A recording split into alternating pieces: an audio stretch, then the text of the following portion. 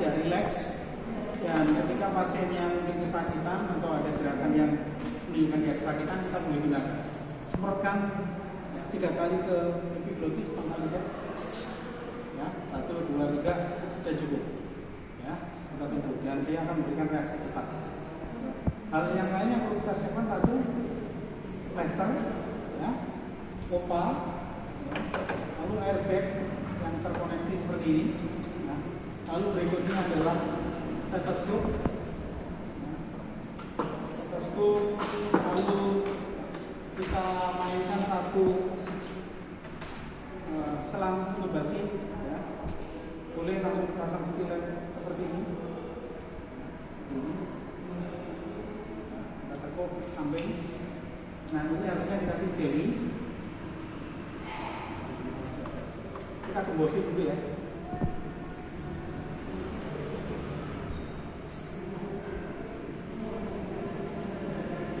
Kita kembosi dulu. Kita kasih jeli kurang 10 menit. Saya akan tunjukkan nanti teman-teman semoga bisa mengikuti. Spek dibuat seperti ini, terus suction elastis ini diperlukan, suction ini juga diperlukan. Dan nanti alat pemberikan bantuan nafas oksigenasi bisa menaruh. Nah, ketika saya menemukan pasien misalnya, Pak, pasiennya tidak sadar, kondisi tidak sadar, saya harus cek nafas. Pasiennya tidak bernapas, saya lakukan cek saturasi. Ketika saturasinya rendah, kita berpikir untuk terapi yang benar. Namun sebelum terapi itu kita lakukan, kita harus manage ARB-nya supaya aman. Ya. Kita berikan oksigen dosis tinggi, kalau ARB-nya nggak aman, nggak akan masuk. Ya. Kita lakukan procedure, kalau perlu suction, kita lakukan suctioning. Ya. Harus sudah stabil, clear maksud saya, kita pasang upah, misalnya seperti ini. Oke? Ya. Setelah upah terpasang, saya cek lagi.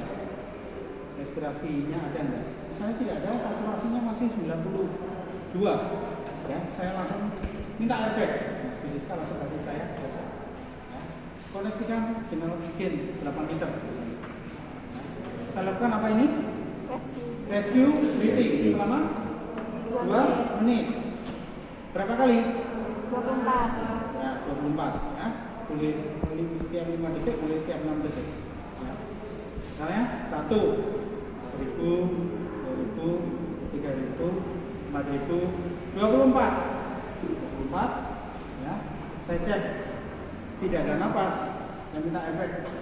Siapkan intubasi.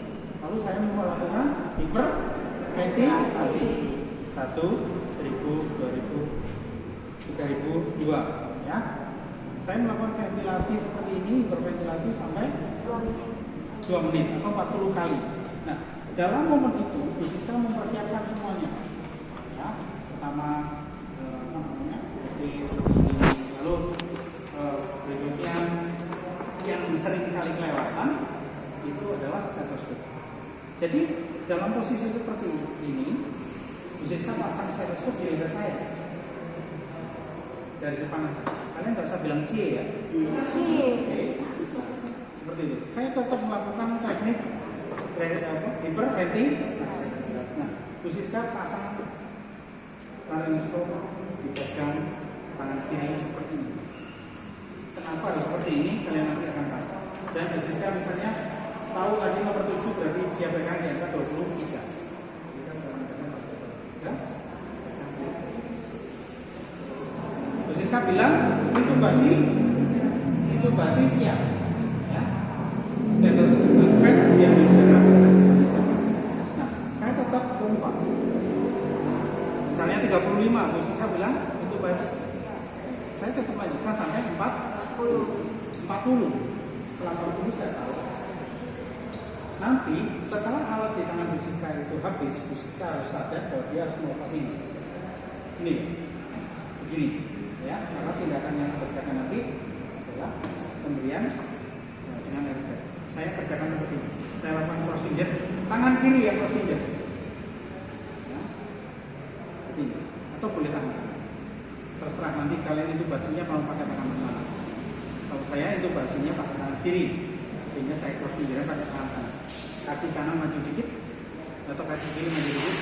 Oke? Oke, saya ambil, lepas, saya taruh begini, saya ambil. Paham ya? Bayangkan kalau Bu Sita tadi pegangnya di sini.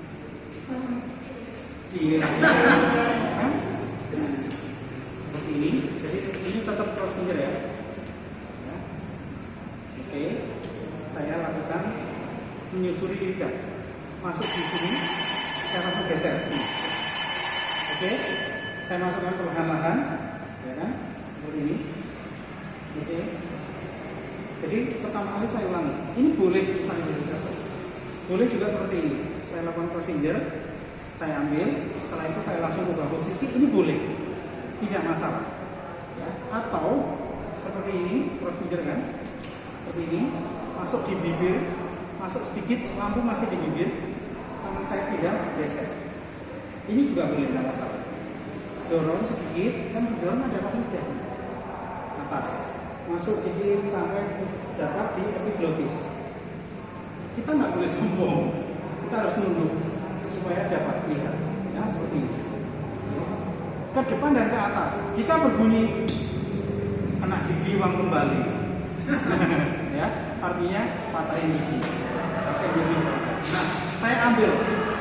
Ketika saya sudah lihat, saya mengambil, saya juga harus lihat. Pasang. Oke, ini yang saya bilang tangan kanan mati. Ketika sudah masuk seperti ini, tidak boleh bergerak lagi tangan kanan saya. Ada dua istilah saya, cabut-cabut. Pertama cabut ini, lalu saya cabut ini, posisi. Saya cabut ini. Yang kedua pasang-pasang, posisikan pasang. Langsung berikan inisial, greeting kan? Pasang. Ini saya pasang. Langsung kan kanan dulu, terus intubasi masuk dan seimbang.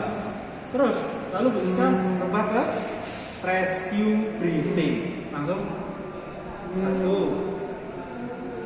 ya, 3.000, ya. Sorry, kita ulang. Seandainya tadi saya lakukan auskultasi seperti ini. Seandainya saya lakukan konsultasi begini, ternyata yang kanan lebih dalam, yang kiri kurang, saya tarik sedikit sambil saya konsultasi.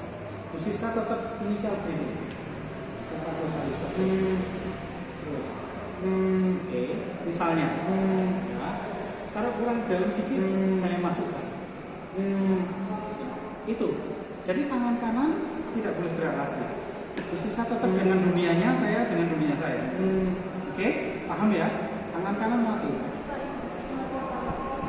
Ya, saya beritahu misalnya sudah masuk, saya bilang intubasi masuk. Nah, khususnya rescue breathing. Ya. Setelah itu saya terus khususnya rescue breathing. Saya kunci. Yang gerak tangan kiri kan? Saya pegang seperti ini, saya jepit aja. Ya, saya masukkan. Khususnya tetap rescue breathing. Tangan kanan ini nggak boleh geser ya. Nah, setelah terkunci misalnya seperti ini, saya ulangi.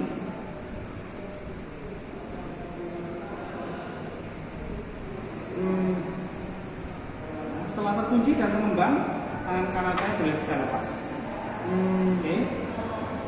Baru saya lakukan cross finger, pasang upah, putar seperti ini. Saya kembalikan posisi pasien. Posisi tetap rescue breathing. Boleh pegang di sini saja. Seperti ini, lalu saya plester.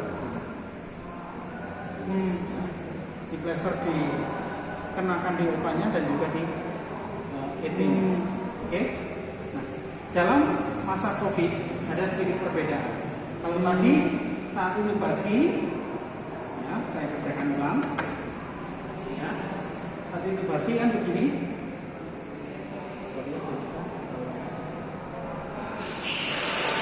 Saat intubasi, setelah cabut, kami kan melakukan pasang-pasang ya, pasang stent itu pasang. Nah, dalam masa pandemi COVID, ya, setelah saya masukkan intubasi, yang saya kerjakan adalah khususnya nyambungin, tapi jangan dipompa. Yang saya kerjakan sambungin aja nggak apa-apa. Yang saya kerjakan adalah kunci dulu. Setelah saya kunci, saya pasang stetoskop, Busiska pompa. Tujuannya untuk apa? Supaya tidak terjadi aerosol. Itu bedanya. Paham ya?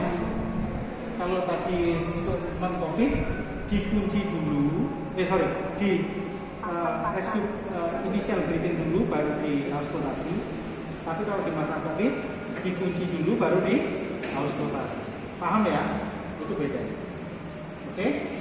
Nah, nanti setelah teknik seperti ini, Busiska langsung melakukan tindakan rescue breathing terus sampai 2 menit. Nah, saya sudah selesai tindakan saya. Nah, kapan ini dilepas? Kapan dilakukan eksubasi? Nah, Busiska pompa, rescue breathing. Setelah 2 menit, cek nafas.